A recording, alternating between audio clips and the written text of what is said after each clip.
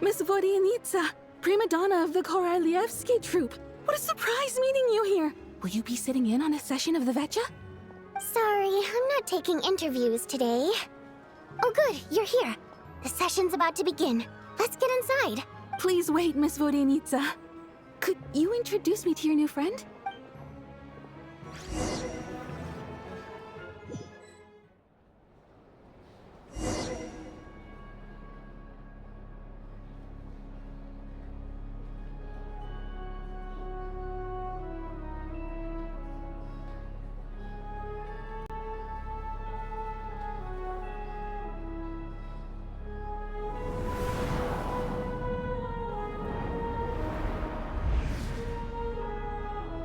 In summary, the energy management commitments made for the outgoing period have been delivered upon. Furthermore, both the production and consumption of Kresnik Crystal show clear signs of stabilizing. The relevant agencies have assessed the present circumstances and determined that the status quo can be sustained until the next period.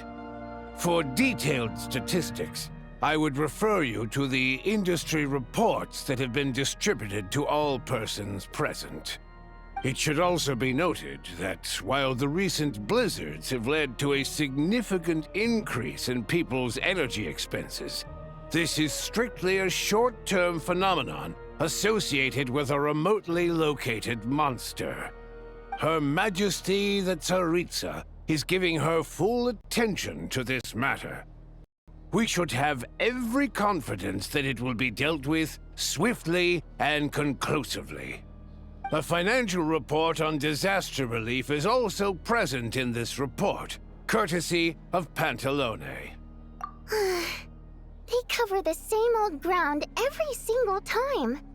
The rooster never seems to mind, but everyone else is getting tired of it. There's a general lack of trust. People aren't seeing any tangible benefits that affect them directly. Of course, none of that will be reflected in any of the reports on the table. Yeah, if it weren't for these hard copy documents, I could have at least made something up. Oh, don't mind me. I'm just out here trying to hit my interview quotas. Bring out the kvass. Ever read it? Best-selling newspaper in town. If I remember correctly, you guys don't even have a sales permit. You have to sell from stalls on the street. Okay then. Best-selling street stall newspaper in town. Still counts. Order! We will now open the floor to the representatives. If there are no further substantive issues to discuss, we will then proceed to a vote on this motion. Snezhnaya has a long tradition of treating members of the Fatui armed forces and their dependents favorably. But recent surveys shows that Fatui families in remote areas have access to 15% less crystal than the average civilian family in Snezhnograd. It's been said many times before, but it bears repeating now. There needs to be a clear and consistent rationale behind how crystal is allocated, or we will soon face immense public backlash. Perhaps you wouldn't need to keep repeating yourself if you would hear me out for once. I say again, true consistency exists only in principle. In the real world, fairness is relative. You appear to treat resource allocation as a simple function of production and population. So what about when the equipment used in production breaks down? Have you factored that into your equation?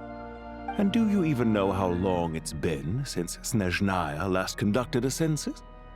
If I knew the answers to questions like that, I'm sure I'd be a very wealthy man. And I doubt I'd be going by child. I'd like to bring the focus back to the specific issue I raised.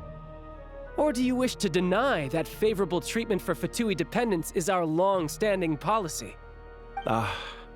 It's easy to be a critic when there's no accountability. That seems to be a running theme in the anti-Project Stuja cohort. Defeat the ringleader and all other problems will magically resolve themselves. That's what they seem to think.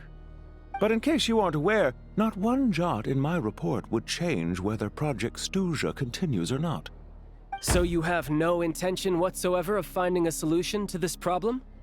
On the contrary, I'm the only one here who ever brings solutions.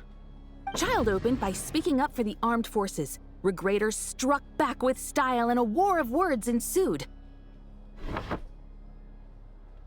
Our reporter was live on the scene to get the audience's reaction as it all unfolded. Who do you support? The people have spoken! Child received raucous applause from the crowd as he pushed Regrator onto his back foot with a relentless barrage of questions. It had to be seen to be believed. Now you see why they don't have a sales permit. However this reporter wants to spin things, I haven't forgotten that Tartaglia was representing the Northland Bank when we first met in Liyue. So surely, their relationship can't always have been this strained. You two are getting off topic. Let's focus on what the data is saying. Mr. Pantalone, may I speak on your behalf? Oh, please do. I'm more than happy to save my breath. Crystal distribution policy undergoes modifications with each new period. The ultimate goal being to find the most reasonable method of allocation, which I believe is what Mr. Tartaglia also seeks. But I fear many may have been misled on this topic by extremist activists. To clarify, Project Stuja is not the root cause of the problem. It is merely a framework for resource distribution. The most recent reports all point to Snezhnaya's resilience and adaptability during this period of fine-tuning, and give clear indications that a distribution framework is improving with each iteration. To make drastic adjustments without first considering the risks would likely do more harm than good. It would be a waste of the hard-won experience we've gained to date. Renowned scholar of finance, Arapov spoke up to clarify the fiscal logic, clearly alluding to social organizations like the Rokot in his words. With the notorious Lelex still active to this day, should the Rokot be held responsible? No, there is someone else to blame. She's just rephrasing what Mr. Pantalone said. The Rokot are the critics he accuses of taking no responsibility for their actions. As for Lilac, you won't have heard of him yet. He's currently the most famous member of the Rokot. Well, more like infamous. Ending Project Stuja has become an obsession for him. Unlike the more decent ones among us, he believes that votes in the Vetcha are all that matter. So whether it's threats, coercion, or bribery, he'll use whatever means necessary to get people to change their vote. And since we're already on the subject, what do you think of Lelec's methods? Are you for or against? Well, whatever the story is, his actions benefit us all. We stand with Lelec. At least someone here wants to take this discussion seriously. I've been considering that issue myself. What you really need is more precise regional data, right? I think it would be easiest to let the Fatui handle it, since they're already in charge of Crystal shipments anyway. We may as well get them to collect some data while they're at it. Whatever you need, you can ask the Fatui to look into it for you. In terms of supervision, I think the Druzhna would be a good fit. I had hoped to discuss this with Miss Vesna, but sadly, she's not present. I will be happy to take a note of your suggestions and present them to Commander Vesna for a decision upon her return. The Commander has always taken a keen interest in Project Stuja. However, given the Druzhna's demanding workload, I'm afraid it may prove difficult for them to provide any practical support. Let us refrain from jumping to conclusions until a concrete and actionable plan is in place. My apologies, Lord Rooster. There are numerous issues to address here, including manpower, time sensitivity, and reporting lines. Nevertheless, I support drafting a proposal. Follow the usual procedure, and it can be raised as a new motion for all parties to evaluate at the appropriate time. In that case, I'd like to share one thought before the proposal is drafted. The issue of time sensitivity was raised just now, which I presume relates to the official reports. In fact, the Energy Commission already collects regular statistics on each urban center and its surrounding area. Would these be of any use? That's a good idea. I read every issue of Sviet Lolaidovka's report, and although my focus is mostly on the section about equipment operation, the energy consumption statistics also yield a lot of insights. Be that as it may, does no one see an issue with using local data to determine Crystal quotas? In the long term, it seems like a very risky solution. Not if they are used purely for reference. So long as we have the report from the Northland Bank's headquarters to corroborate it, no one will be able to fool me. Very well, then. It appears that this arrangement is acceptable to all parties. Yeah, sounds good to me. The members reached a provisional consensus on the issue of improving treatment for Fatui soldiers.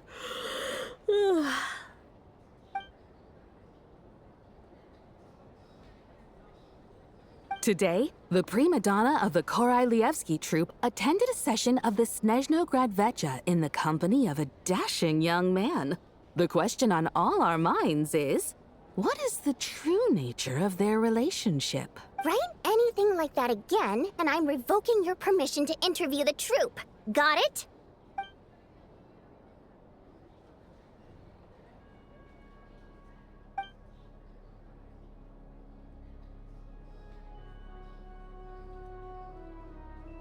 Now then, if there are no further contributions from those present, we shall proceed to the final vote.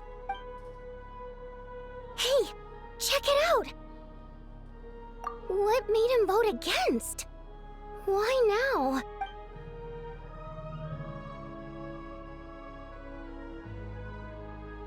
The votes have been tallied.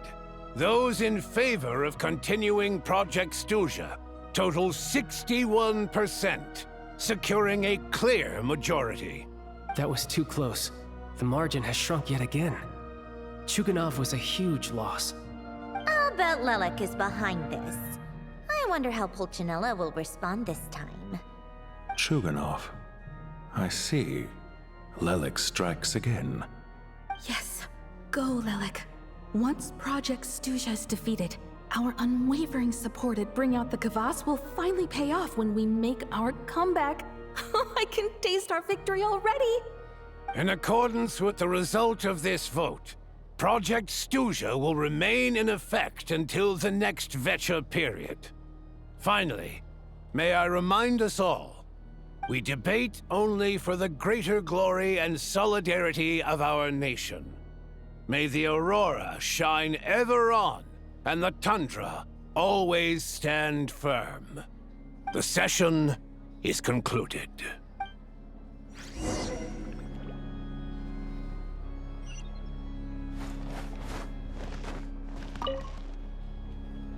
I have to say, I really wasn't expecting Chuganov to vote against Project Stuja. Well, in principle, Snezhnaya's business and political elites ought to be the ones least likely to oppose it. As we heard, Project Stuja is basically just a resource distribution framework that requires everyone to cut back during the winter. But even if the policy got cancelled, the Tsaritsa's energy needs wouldn't suddenly go down. The extra demand from the public would have to be filled from somewhere. So logically, the factories would have to take the hit. I got a letter from Mr. Mitya just before today's session. He said he's confirmed that there are issues around overtime and excessive energy consumption at the Iskra manufacturing plant. In a situation like this, once the Rooster receives the report, he'll order the factory to halt production and submit to an investigation before issuing a penalty. But that's a week-long process, and thus didn't make it onto the Vecha agenda this time. I don't think he suspects anything so far. Exactly. And as you know, he's a very selfish person. I was originally gonna try and flip him after he received notice of the official sanctions. My plan was to convince him that the whole thing was completely unfair. Rather than just sit back and take the hit while his factory stopped production, he'd be better off voting to end Project Stuja.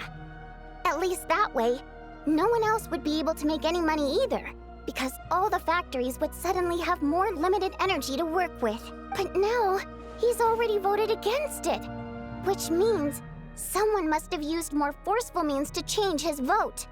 Just like with everyone else who flipped. Yeah, no one knows why Lelek is so obsessed with ending Project Stuja, but by the looks of it, he's inching closer and closer to success. Lelek must have strong motivations, given how he'll stop at nothing to achieve his goal. Maybe my next step should be to focus on him. All right. What are your plans for the rest of the day? Shall we head out? Hey, comrade. I noticed you were here during the debate. I I didn't take you for a political enthusiast. Greetings, Harbingers. I just happened to have some free time today, and my new friend here thought it might be fun to check out the Vetcha. Ah, Odette must have introduced you. Looks like you two are getting along pretty well. I'll leave you to catch up. I should head back to the troop. Sure. Break a leg and all that. Thought it might be fun to check out the Vetcha, did you? Things are never that simple with you, Traveler. There's no way you're here for kicks and giggles. Tell me I'm wrong. Oh, yeah. To some, he's a captivating enigma. To others, he's the bane of their existence. No one ever thought that some anonymous nobody from the Rokot could cause such a stir. Huh? You want to look into Lelik? Then I'm sure his days of anonymity are numbered. What do you think, Sandrone? Fine by me, I guess. If the Traveler actually manages to expose Lelik, it'll be doing Pulcinella a favor. In return, it seems fair to let him in on what we've learned so far. My thoughts exactly. Sharing is caring, after all. Head back to Glupov and grab the files on Lelik. It's easier to just pull the records than go through the rigmarole of getting the Traveler a visitor's permit. As you command, child, sir. In that case, since we're going to be waiting anyway, I'll have someone brew a pot of black tea.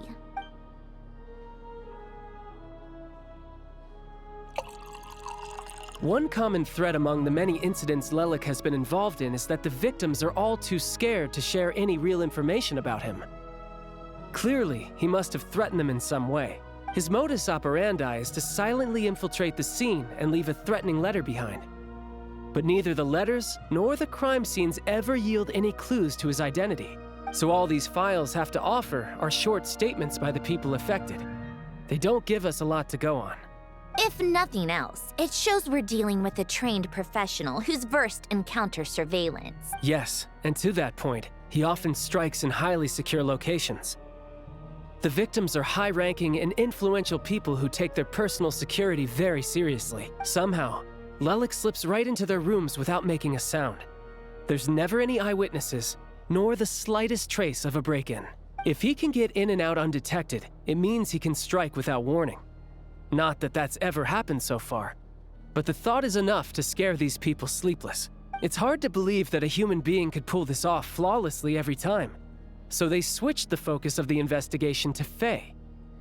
Unfortunately, no one's found anything yet. Careful, don't underestimate me. Although truth be told, I'd probably find it hard not to blow my cover. Direct confrontation is more my style. We haven't ruled out the possibility of Lelik being human. It's just, there can only be a handful of people in all of Teyvat who'd fit the profile. Faye, on the other hand, plenty would have the ability, but few would have the motive. No, not as strong as me. You'll never find the culprit with criteria like that. Let's go with a little weaker than me. There's no denying that Master is strong, but meticulous. We can only hope. He's just trying to find a reference point. Stop getting fixated on who's stronger than who. But that's the most important thing. In my opinion, anyway.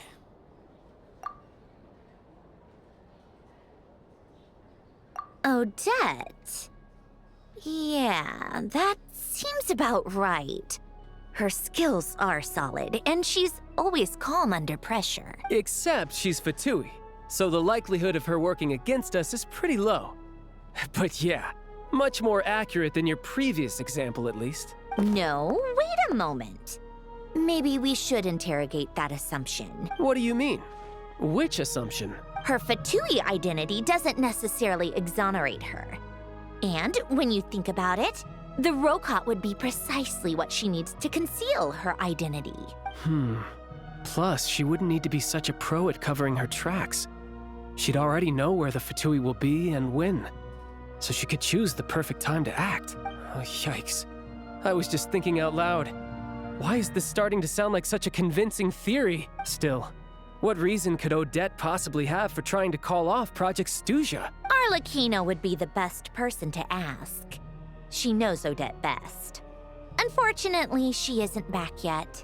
Rosaline used to open up to her in private about her struggles with Odette. As I'm sure you can imagine, Arlecchino is quite a lot better with children than Rosaline was. She gave her some tips on how to handle the situation, and Rosaline managed to reach a settlement with Odette before leaving.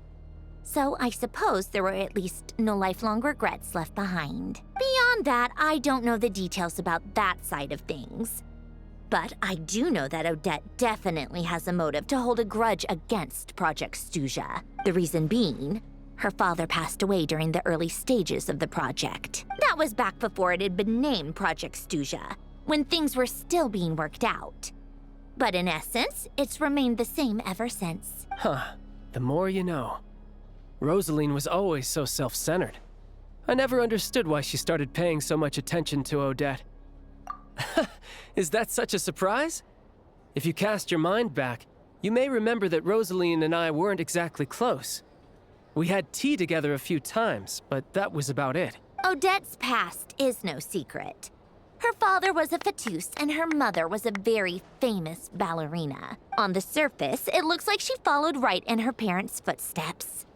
But the truth is quite a different story. After her father passed away on a mission, her mother was overcome with grief. She broke her leg during a performance and could never dance again. Odette was only interested in ballet at the time, but this tragedy left the family with both breadwinners gone. They could barely make ends meet. Per Capitano's policy, family members of Fatui who died in the line of duty had to be appropriately accommodated and provided with adequate assistance. So, regardless of how Rosaline may have felt about it, it fell to her to resolve the issue of Odette's family's livelihood. In the end, the solution they agreed upon was to have Odette join the Fatui.